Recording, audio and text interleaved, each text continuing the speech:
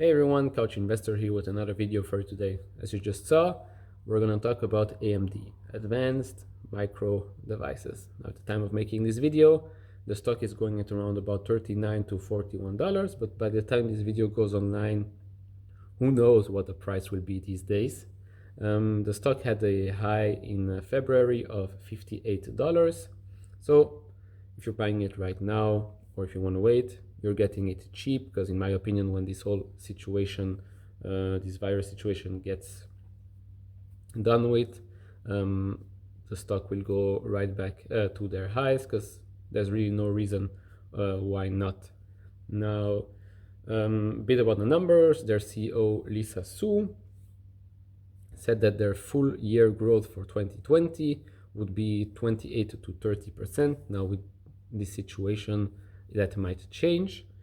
She also said that all business segment will grow, that is PC, gaming, and data center. We'll talk about the gaming a bit later.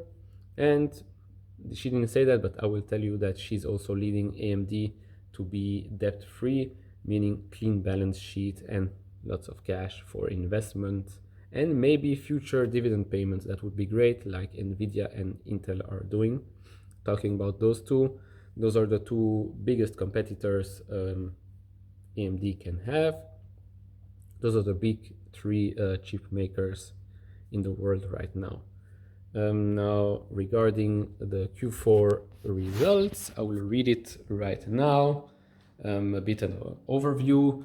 Now, the revenue of $2.13 billion was up 50% year over year, primarily driven by the computing and graphics segment. It had a gross margin of 45% compared to the 38% a year ago and 43% in the prior quarter. Net income was 170 million compared to 38 million a year ago, and net income of 120 million in the prior quarter. Cash equivalent, and marketable securities were 1.5 billion at the end of the quarter, as compared to 1.21 billion at the end of the prior quarter. Free cash flow was $400 million in the quarter, compared to $79 million a year ago and 179 million in the prior quarter. So, as you can see, they've had a pretty good quarter, pretty good year as well. Huge growth overall on, I think, all aspects of the company. Now, a couple of people said that the gaming aspect of AMD was a bit slowing down. Well, now I can tell you a couple of things. First of all, let's look at what AMD is doing actually. So there is their roadmap for the next 5 years. And you can see here at the end, one of the segments is focused on gaming. Now they're producing CPUs and GPUs.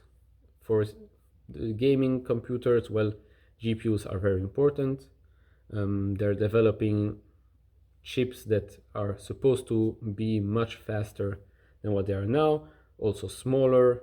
Everything in the future inevitably will become smaller but faster, because we're not going to go around with a huge computer everywhere. But as you know, most laptops, gaming laptops these days are big, are heavy. So that's why they're trying to reduce the size but increase the speed. So let's continue into the gaming segment.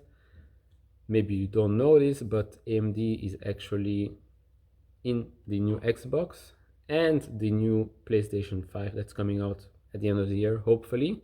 And already the chips that are, well, processing in the PS4 and in the Xbox One, I think. So both gaming competitors use the same chip. Now, one aspect of the PlayStation 5 was revealed a couple of days ago. Sadly, it wasn't such a big reveal, but at least We know what the new processing chip will be capable of. As I said, it will be much faster. I'm now playing the new Call of Duty game, Modern Warfare, and it's really killing my console. Like, my PS4 is so slow because the newer games are very, very heavy, and they require super fast processing. Loading speed must be faster, bandwidth, you name it. And with the new, also it will be an SSD for the PS5. Everything will be, I think, 10 times, if not more, faster than what it is now. It's also working with Asus to make one of the best and one of the fastest gaming computer that there is right now, as you can see. And if you want, I can go into the specifics of their CPU and GPU roadmap. Just 1 second. Okay, so CPU roadmap is, well, for sustained high performance leadership. They're currently at 7 nanometers.